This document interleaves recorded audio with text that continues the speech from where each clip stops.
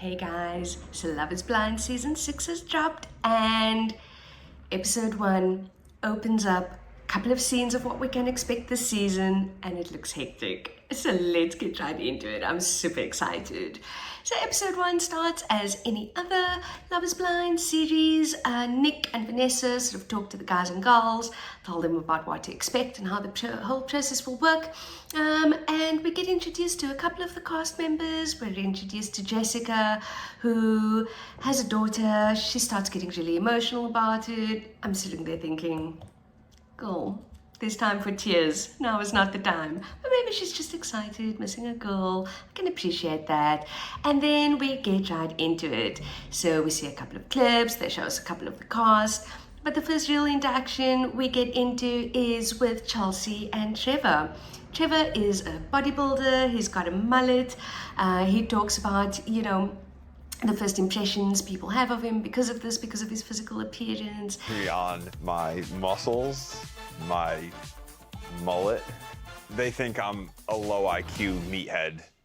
Hello?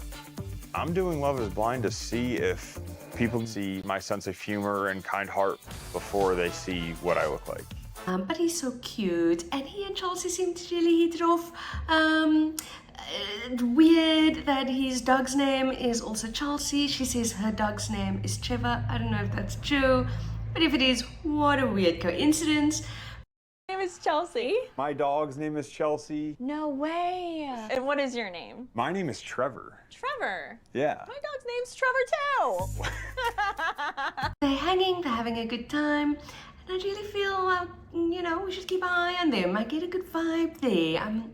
Fingers are crossed for these two. It was really sweet. We then move on with Chelsea, and she is introduced to Jimmy in the next part. And can I just say, and I'm not a fashionista, guys. I mean, look at me. But he was wearing moccasins. Are those a thing again? I don't know, but the shoes bothered me a little bit. Anyway, they get chatting. He's into travel. She's a flight attendant. This makes her quite happy. They've got a bit of a cute energy going there, but Trevor's still my number one. We then move on with Jimmy, who meets Jessica. Jessica's our emotional lady, the one with the daughter, the one who's already had some tears. She sort of walks in and already calls herself his wife. Slow down, girl. They talk a little bit. He thinks she has a nice laugh. They feel good about each other. They talk about how cute their names are together. He likes how forward she is. I suppose already calling herself his wife. She's sort of calling him Jimmy with a juice. I don't know what that means, guys. I'm old. Is this some new thing? Anyway, we then cut to a bit of an interview clip with Jessica. She's crying again. She talks about how her daughter just wants to see her happy, and that means marriage for her. Okay, Jessica then moves on and meets with Matthew. Oh, Matthew. Dear, dear Matthew. Matthew came prepared with 15 questions. Hello. What's your name? Matthew. Matthew, hey. I'm Jessica. I have questions written down and they're numbered 1 through 15. Okay. Asked Jessica to pick a number, basically, which she does. And her question was basically, well, what do you excel at in relationships? She goes on about, her loyalty and devotion. She thinks that's really what makes her excel. And then asks him the same question. Well, poor Matthew is stumped. I was just going to ask the questions. I wasn't really anticipating getting the same one back. What did you expect, Matthew? It's not an interview. Anyway, so he basically then gets up and leaves. Now, I don't know if that was editing, if he maybe did have a bit more conversation with him, but if not, then that was strange, kind of short. Anywho, we continue on with Matthew, and he then meets Sarah Ann. Goes through his whole spiel about his question. She must pick a number. Her question is about what her short-term goals are, and her short-term goal is basically meeting the love of her life. That's why she's there, right? So obviously that's kind of her goal in the short term. She talks about how she doesn't want to be judged for how she looks, which is why she's part of this experiment. They cut to Matthew in between. He is looking bored AF, guys. He is not interested in this.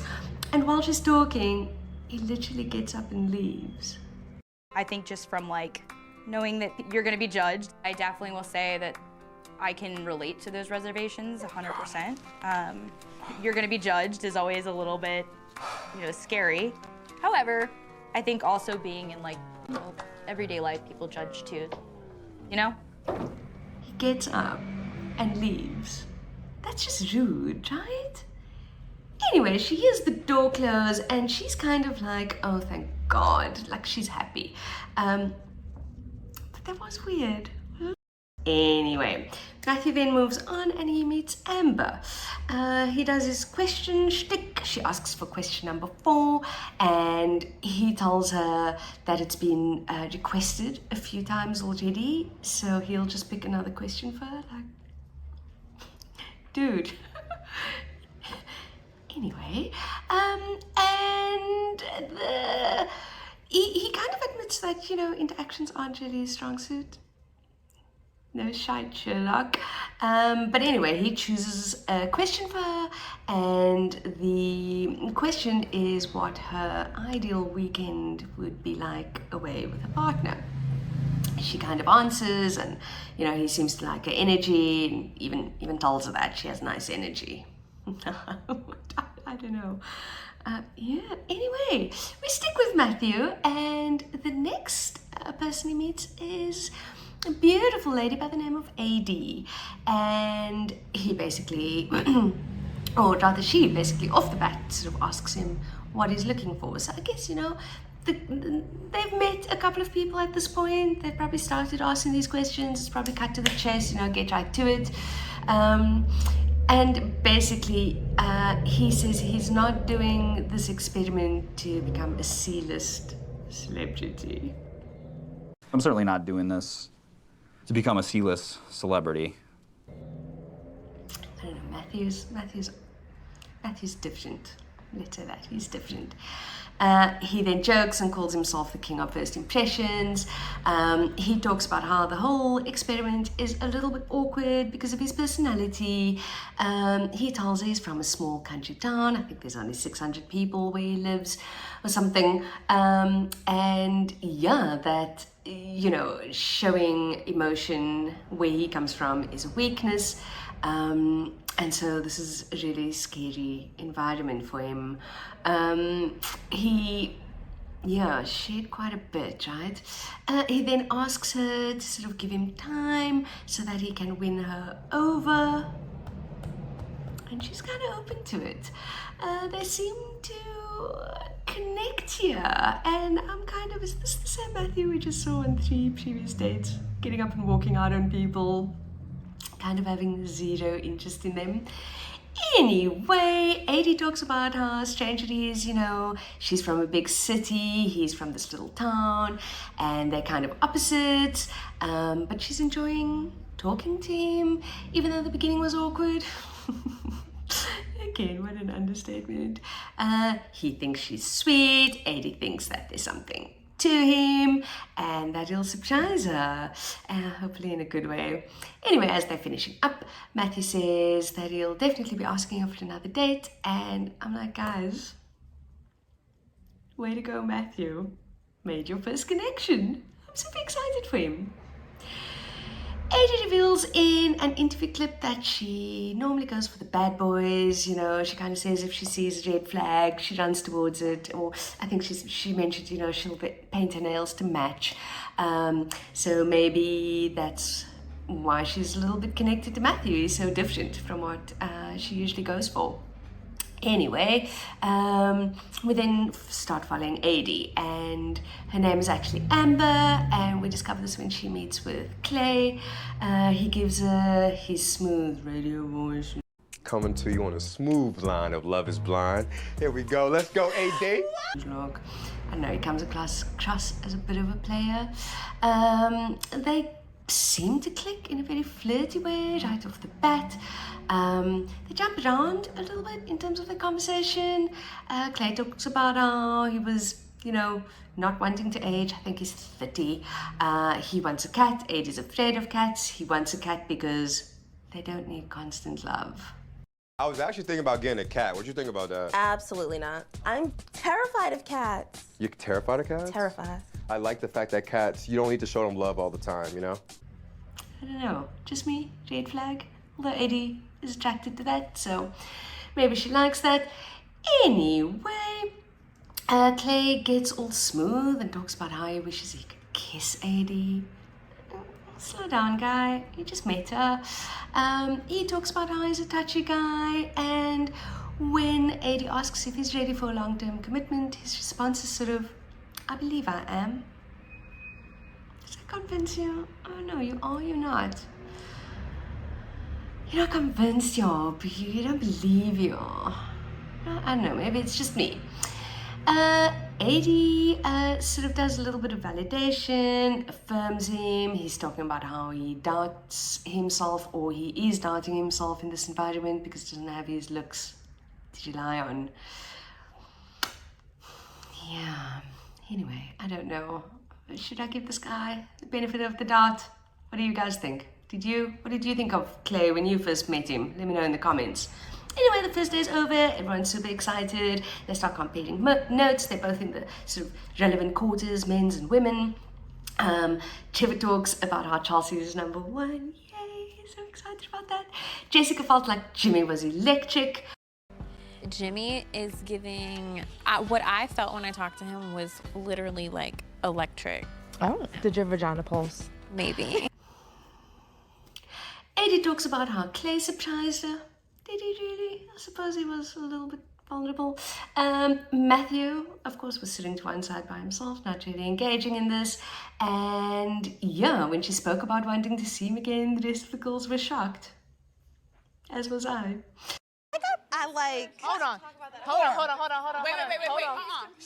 You like that? He was like a hard rock, and then like I started talking to him, and he like opened up. Oh my God. And then he's like, I would love to talk to you again. Anyway, they all do a bit of a cheers, and yeah, I need to just tell you guys something. You know those gold glasses they use in the show? I just ordered myself 6. Anywho, so now we're moving on to Amy and Johnny. Amy is super excited that it's Johnny, so they obviously had a good conversation in the first time they met. Talking to. This is Amy. I'm Johnny. I knew it. Oh my God, I was gonna guess, but I didn't want to be wrong. I feel like I already know so much about you. And they're talking about traveling. Amy really wants to go to Japan. They seem to both love anime. They seem to have a really, really cool connection going. Amy talks about her mom's background. Matthew's loving her Latino accent. Johnny's talking about his family background. And yeah, Amy talks about moving to the US from Puerto Rico and just how tough it was. You know, she was different. She didn't really speak the language. She talks about how her dad had to basically go to church and beg people to come to her birthday party. It's really sweet. I mean, it's really sad. But yeah, these two are bonding. I get a good vibe from them. Feels like they're both in a good space to sort of, fall in love, get married, all the good stuff. So yeah, I think she's kind of my favorite at this point in terms of the women. My favorite couple is still Chelsea and Trevor, of course. We know this. So then we go back to Clay and Eddie. He calls her all day. Okay, it's me and shoes again. But he's wearing the strangest pair of shoes ever. They're kind of these slip-on sneakers. All day? What's up, All girl? day. Hey, Eddie, what does actually the A stand for? I should probably know that, right? I don't know, maybe it's just me. Anyway, we learned that Eddie actually stands for Amber Desiree, and Clay's full name is Clayton. Yeah, riveting stuff. Anyway, they're both comfy. He wants to snuggle her. They decide to flirt and they really get into it. So, yeah, okay, cool for them. We then see Matthew and Adie. They're both happy to see each other again. Adie's randomly thinking about Matthew. She's hoping the other girls are being nice to him. He kind of likes that she's being so protective. They're laughing, they're joking. He's really coming out of his shell with her. He seems really comfortable with her. It's kind of sweet. They talk a little bit about music, about dancing. Matthew's apparently a great dancer.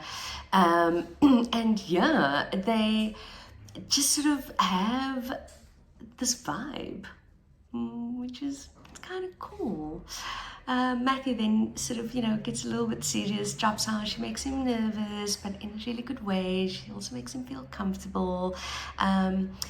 And he's saying these things to her, he's not saying it to anyone else, and that it feels different with her. And yeah, it was a serious but a sweet moment. And you could tell she felt really special about that. Who wouldn't? I would. Back in the women's quarters, Jessica sharing how much she likes Jimmy, and how giddy they get when they're in the pods together. So you can tell she's catching feelings. They have a cute date. They're doing some wings and dip and hot sauce and whatever. And they've got the comfy vibe going on. And yeah, Jessica sort of reveals to us that she thinks it's ready to tell Jimmy about her daughter. She meets up with him again, calls him her husband. Hello? What's going on? My husband. If you recall, in their first date, she called herself his wife. So yeah, she's moving on this one. He seemed to like it though. He talks about how they had a connection immediately, and they sort of have a little sweet moment of letting each other know they like each other. It's always very cute.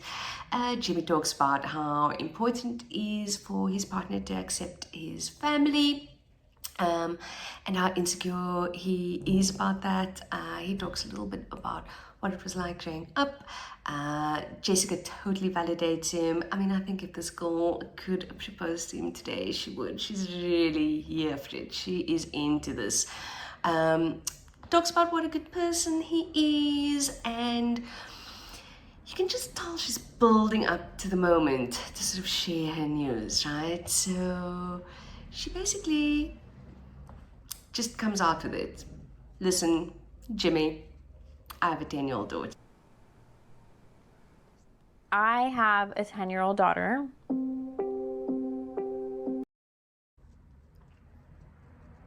And there's a pregnant pause. No pun intended. But there is a pause. She explains to him it's the most important part of her life, of course. And she's clearly trying to let him know, look, you are a little bit more special. I'm sharing this with you. It's very important to me because I like you. I think it's important for you to know this. Before we go any further with this connection, with this relationship, you need to know this about me.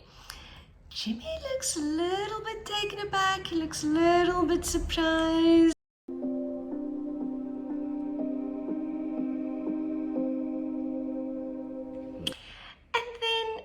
Sort of wonders why she didn't talk to him about it sooner or earlier. Jess kind of explains, listen to me calling her Jess. Jessica explains, she really wanted people to get to know her for her before she sort of dropped into conversation. Again, it's really important to her. She doesn't just want to spread it around. And you can see Jim is really struggling for words. He doesn't know what to say. He does say to her it's not a deal breaker. Not really convincing. He says he likes her a lot. He wants to know or hear more about it. So Jessica talks to her again about her daughter, tells him her name. Her name's Autumn, that she's the most important part of her life, blah, blah, blah. Jimmy then asks her about the dad and asks, were you married? Were you not married to this guy? Jess was kind of saying, she and the dad grew up together. She's known him practically all her life. And in her senior year, she got pregnant. They were never married and basically broke up a year after Autumn was born, which I don't know. He's still part of Autumn's life though. She thinks he's a great dad. So that's all good. Anyway, she basically again reiterates, that she is a package deal, and he's like, yeah, I know, I like talking to you a lot, but is anyone else getting the vibe that he's just not feeling this? I don't think he's taking it well. Maybe he's just in shock. Let's give him time to kind of sit on this a little bit and take it from there. But yeah, when he has his little mini interview, he talks about, the fact that he's going to have to simmer on it. He's going to have to think about it a bit and figure out what he wants. Anyway, we then see him with Chelsea. He talks about the fact that he has a good connection with her and wants to explore it more. They talk about their biggest achievements, and for Jimmy, it was going to college. He was the first one in his family to do that. Chelsea says she did not go to college. She went to a few trade schools, beauty school, I think a yoga school, and that she was the only one when she was training to be a flight attendant who hadn't been to college. But then Chelsea also has some news for Jimmy. She also wants to tell him that something about something that's very important. At this point, I'm feeling for Jimmy. I don't know how much more you can take. I do have something to just kind of lay out there. Oh boy. That's pretty important, and it could be a red flag, but it's a part of my journey of my life. Okay. I got married. Jimmy is just quiet. He's taking this all in. Eventually, he mentions that it doesn't scare him, and then says, I heard bigger news today that scared me a little bit more.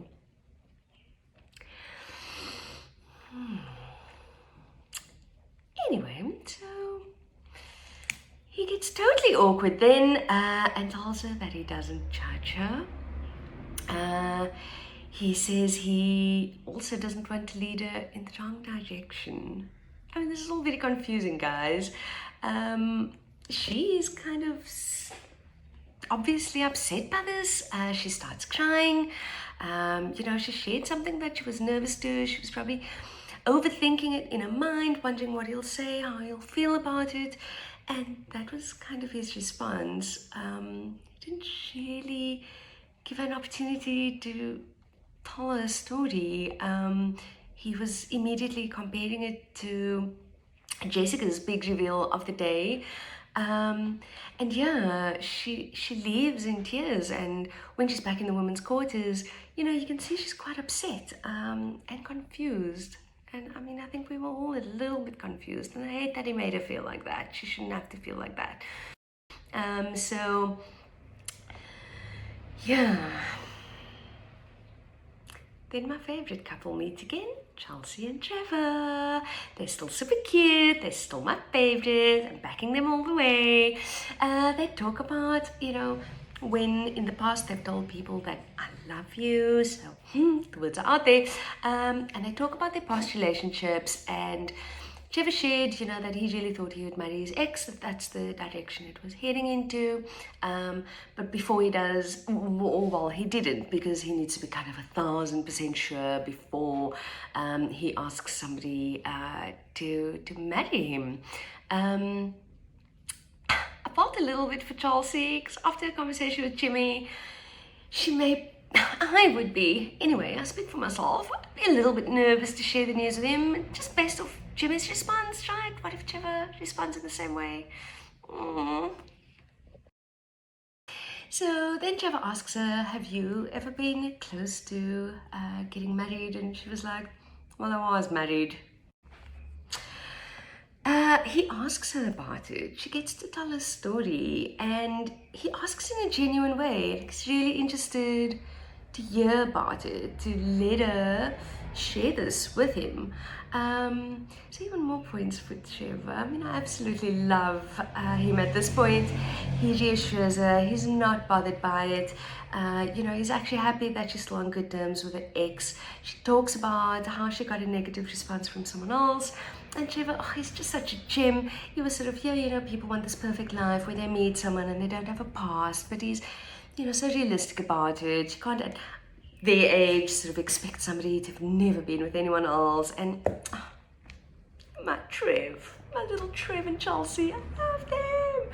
He was just so mature about the whole situation. And honestly, Jimmy needs to go and have some coaching sessions with Trevor.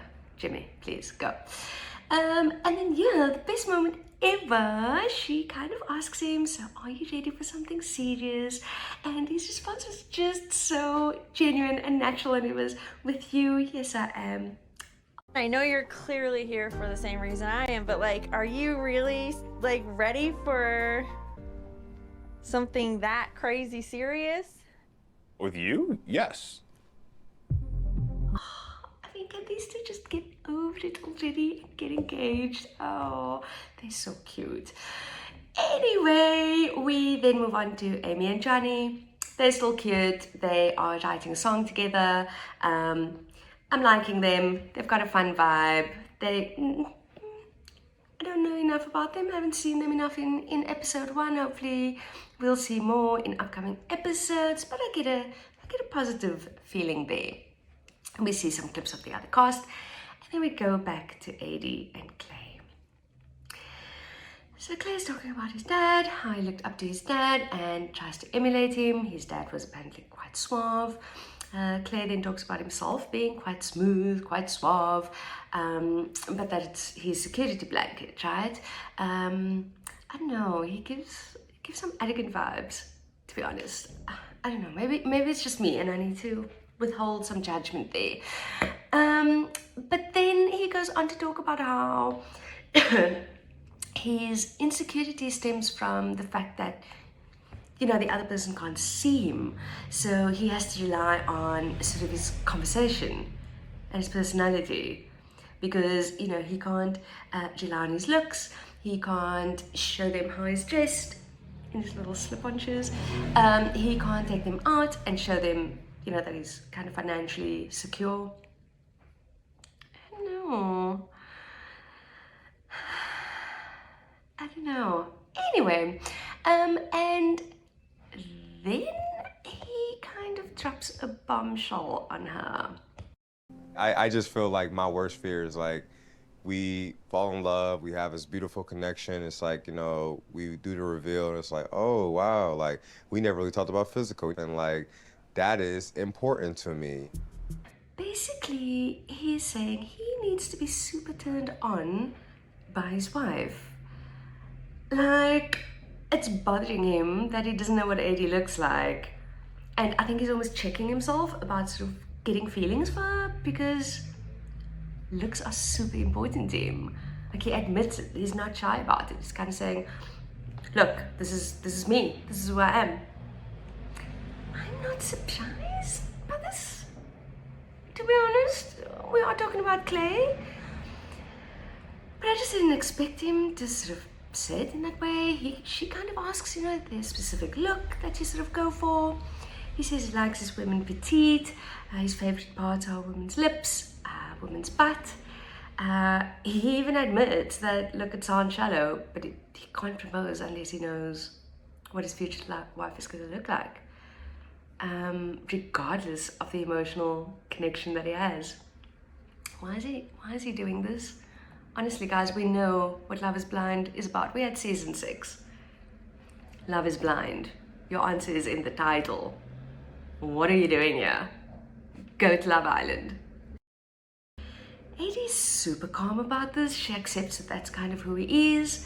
Adie then goes on another date with Matthew. He asks her about her previous date the night before, talks about how he gets that she has other connections with other guys because she's so awesome. It does make him a little bit jealous though, which is all very sweet. He tells her he thinks about her all the time. Just like, is this the same Matthew we met at the beginning of this episode? I don't know. His journey and growth has been massive. I don't know, do we have AD to thank for this? Seems like it. Anyway, he talks about how something happened to him, you know, in terms of this deep connection he feels for her. Gives him all these great compliments. And honestly, guys, he's saying all the right stuff. He feels that he's a little protective of her, and that he believes there's only two outcomes of this whole experiment. There's a large part of me that thinks that there's really only two outcomes from this. Yeah. And that's either with you or not. Oh. Excuse me. What? So Adie's blown away, and I mean, coming off a conversation with Clay, this must make her feel amazing. She is so happy at this point. He goes on to talk about the fact that, you know, the only reason he's still there is for her, and this is, I mean, must be music to her ears. So, you know, I think she's quite emotional and surprised, and yeah, feels quite validated, which I'm glad for. I'm glad for her. I'm so happy. Yay. Yay, Matthew. Which I never thought I'd say, but yay. Good for you. Anyway, he carries on to say that, you know, he's being as honest as he can, and that if you asked him what his greatest accomplishment. What is my greatest accomplishment? Finding you. And then after their first date, he went to call his mom and said, "Mom, I found her." How sweet's that? I don't know. Matthew's moving up the ranks in terms of my favorites here. You go. Well done, Matthew. So then literally they start talking about the engagement, and he asks about her dad. You know, she lets him know that unfortunately her dad had passed away quite recently, in fact, and, you know, he sort of says, okay, because that would have been something he'd want to do, ask her dad if he could propose to her, which I think is quite sweet. And then he sort of says to her, you know, had he known that there isn't that sort of hurdle, he'd have asked her 15 minutes ago. Guys, what? Okay, she then asks him, you know, is race or ethnicity important to him? And he says they're not, and he just comes across as really genuine on that. Guys, I cannot get over this date and Matthew. And then he's all like, if you're ready to go, let's go. I'll come and find you. We'll grab your blankie. I'll whisk you off out of here. I'll go and propose to you on a mountaintop. Let's go. You just say the word. We're out of here. And she is loving it. She's laughing. She's kind of saying, look, she doesn't want to leave, but, you know, it sounds amazing. Da da da. And they really, you can see she is just so smitten after this. And I'm here for it. I'm so happy. I'm so happy for her. So then we get back into the women's quarters, and Adie's having a conversation with Amber. Amber's talking about what a great date she had, and Adie asks who it was with, and it was with Matthew. I had a good date. Who'd you have? Matthew. He talked about like asking my dad. Oh yeah, before your interview. And if he can't do that, like he'll leave. And I was like, I'm fine with that. The last thing I I'll leave too. And I just thought it was like crazy, which is good.